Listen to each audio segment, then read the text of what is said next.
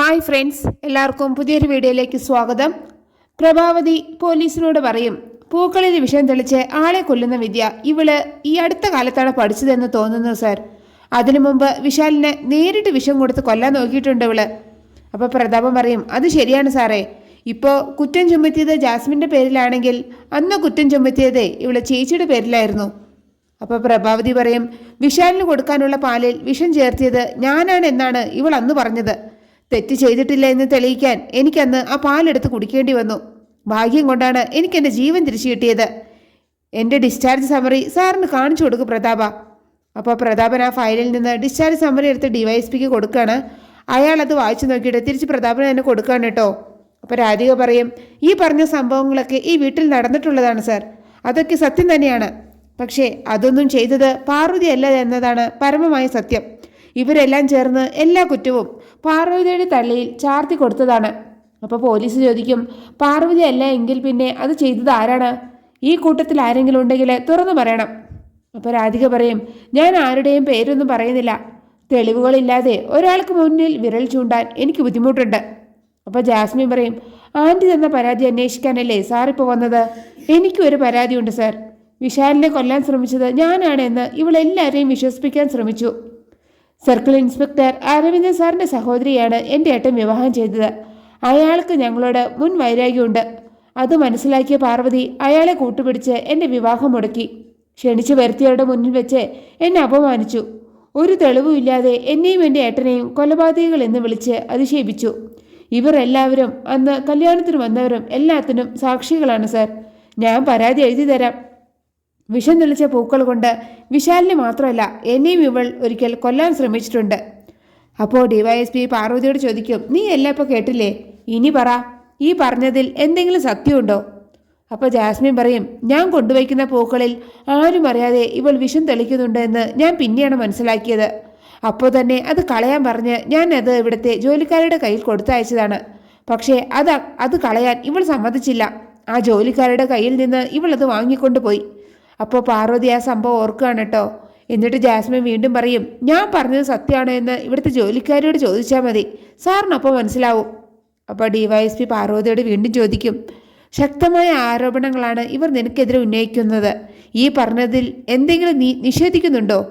അപ്പോൾ പാർവതി പറയും, സരളേച്ചിയുടെ കയ്യിൽ നിന്ന് പൂക്കൾ വാങ്ങിയെന്ന് പറഞ്ഞത് സത്യം തന്നെയാണ് സാർ. പക്ഷേ അപ്പോഴേക്കും ജാസ്മിൻ ഇടയിൽ കയറിയിട്ട് പറയും, ഇവളുടെ തനിനിറം എല്ലാവരും തിരിച്ചറിയുന്ന ഘട്ടം വന്നപ്പോൾ ഇവളത് സർക്കിൾ ഇൻസ്പെക്ടർ അരവിന്ദൻ്റെ കയ്യിൽ ടെസ്റ്റ് ചെയ്യാൻ കൊടുത്തു വിട്ടു. എന്നെ കുറ്റക്കാരിയാക്കാൻ അയാൾ അതിന് കൂട്ടുനിന്നു. അപ്പോൾ പോലീസ് പറയും, മൊഴിയും സാഹചര്യ തെളിവുമെല്ലാം പാർവതിക്കെതിരാണ്. ഇവർ തന്ന പരാതിയിൽ അത് വ്യക്തമായി പറയുന്നുണ്ട്. സോ എനിക്ക് എൻ്റെ ആക്ഷൻ എടുക്കാതിരിക്കാൻ പറ്റില്ല. ഞാൻ പാർവതിയെ അറസ്റ്റ് ചെയ്യുകയാണ്. അപ്പോൾ ഗാർഗി പറയും, പാർവതി ഒരു കുറ്റം ചെയ്തിട്ടില്ല സാർ. പാർവതിയെ കൊണ്ടുപോകാൻ ഞാൻ സമ്മതിക്കില്ല. പാർവതിയെ അറസ്റ്റ് ചെയ്യാൻ ഇവരുടെ മൊഴിയല്ലാതെ സാറിൻ്റെ കയ്യിൽ എന്തെങ്കിലും തെളിവുണ്ടോ? അപ്പോൾ പോലീസ് പറയും, തെളിവൊക്കെ ഞാൻ കാണിക്കേണ്ട സ്ഥലത്ത് കാണിച്ചോളാം. പോലീസിൻ്റെ ഡ്യൂട്ടി തടസ്സപ്പെടുത്താതെ നീ മാറി നിൽക്കണം. അപ്പോൾ രാധിക പറയും, പാർവതി ഒരു പാവമാണ് സാർ.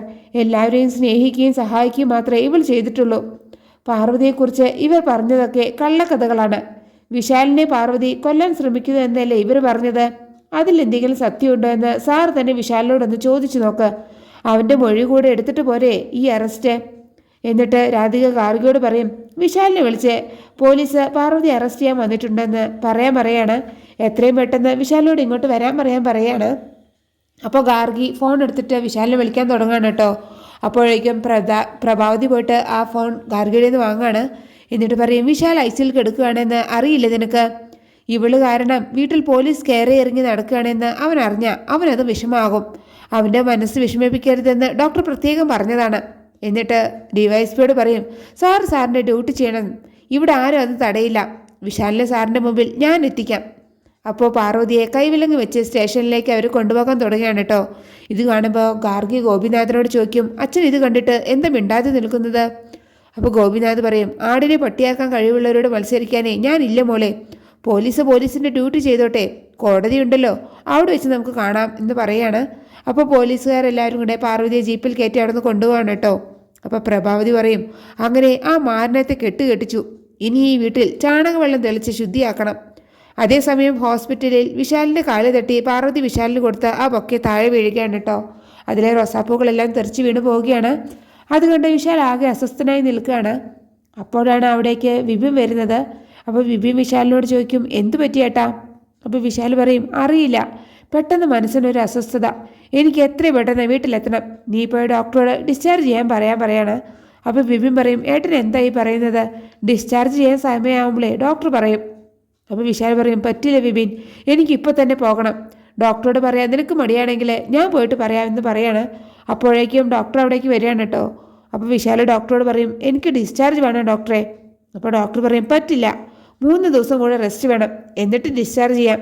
അപ്പോൾ വിശാൽ പറയും, ഞാൻ വീട്ടിൽ പോയിട്ട് റെസ്റ്റ് എടുത്തോളാം, എനിക്ക് വീട്ടിൽ പോയിട്ട് അത്യാവശ്യമുള്ളത് കൊണ്ടാണ്, പ്ലീസ് ഡോക്ടർ. അപ്പോൾ ഡോക്ടർ ചില കണ്ടീഷനോടെ വിശാലിനെ ഡിസ്ചാർജ് ചെയ്യാൻ സമ്മതിക്കുകയാണ്.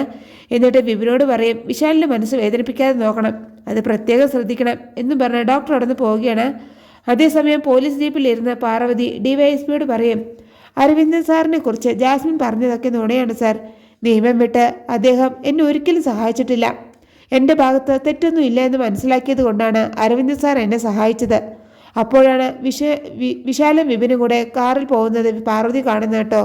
അപ്പോൾ പാർവതി അവിടെ പോലീസിനോട് പറയും, അയ്യോ അത് വിശാൽ സാറാണ്, ഒന്ന് വണ്ടി നിർത്ത്. അപ്പോൾ കൂടിയുള്ള വനിതാ പോലീസ് ഒന്നും മിണ്ടാതിരിക്കുക എന്ന് പറഞ്ഞിട്ട് പാർവതിയോട് ദേഷ്യപ്പെടുകയാണ്.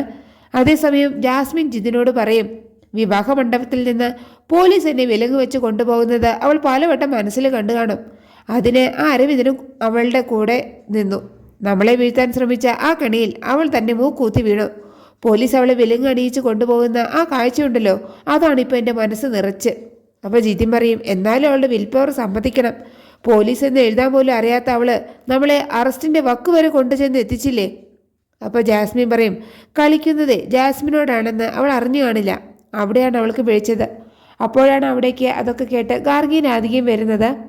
അപ്പോൾ ഗാർഗി ജാസ്മിനോട് പറയും, ആരും സഹായത്തിനില്ലാത്ത ഒരാളെ 4 ഭാഗത്തു നിന്ന് കല്ലെറിഞ്ഞ് വീഴ്ത്തുന്നതേ വലിയ മിടുക്കൊന്നുമല്ല. ജയിച്ചു എന്നാണ് നിങ്ങൾ കരുതുന്നതെങ്കിൽ അത് നിങ്ങളുടെ വെറും തെറ്റിദ്ധാരണയാണ്. വിശാൽ ബ്രോ ഇതറിയുമ്പോൾ കളി മാറും. ഇത് കേൾക്കുമ്പോൾ ജാസ്മിൻ പറയും, അത് എനിക്കും അറിയാം. പാർവതിയോട് വിശാലിന് ഒരു സഹതാപം ഉണ്ടായിരുന്നു. അതുകൊണ്ട് വിശാൽ അവളുടെ കാര്യത്തിൽ ഒരു പ്രത്യേക ശ്രദ്ധ കാണിച്ചിട്ടുണ്ടായിരുന്നു. That is past. Present is പഞ്ചഭാവത്തെ പോലെ ഇരുന്ന് അവൾ വിശാലിനെ കൊല്ലാൻ ശ്രമിക്കുകയായിരുന്നു എന്ന് വിശാൽ അറിയുന്ന നിമിഷം ഗാർഗി പറഞ്ഞതുപോലെ കളി മാറും.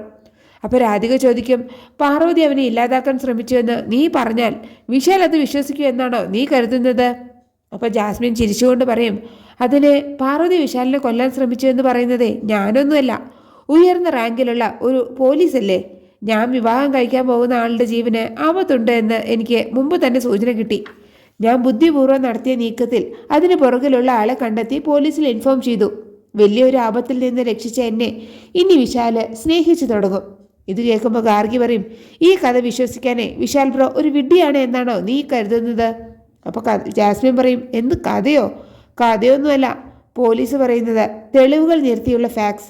തെളിവുകൾ നിരത്തി പാർവതി കുറ്റക്കാരിയാണെന്ന് ഡിവൈഎസ്പി പറയുമ്പോൾ വിശാലിന് അത് അംഗീകരിക്കേണ്ടി വരും. കാരണം വിശാല് നീ പറഞ്ഞതുപോലെ ഒരു വിഡ്ഢിയൊന്നുമല്ല. അപ്പോൾ രാധിക പറയും, സ്വപ്നം കാണാനേ കാശ് ചിലവൊന്നുമില്ലല്ലോ, നീ മോളെ എത്ര വേണമെങ്കിലും സ്വപ്നം കണ്ടോ. അങ്ങനെ പറഞ്ഞു നിൽക്കുന്നതാണ് അവസാനമായിട്ട് ആ എപ്പിസോഡിൽ കാണിച്ചിരിക്കുന്നത്. നിങ്ങൾക്ക് എൻ്റെ ഈ റിവ്യൂ ഇഷ്ടമല്ല, മറക്കാതെ എല്ലാവരും ലൈക്കും സബ്സ്ക്രൈബ് തന്ന് എന്നെ ഒന്ന് സപ്പോർട്ട് ചെയ്യണേ പ്ലീസ്.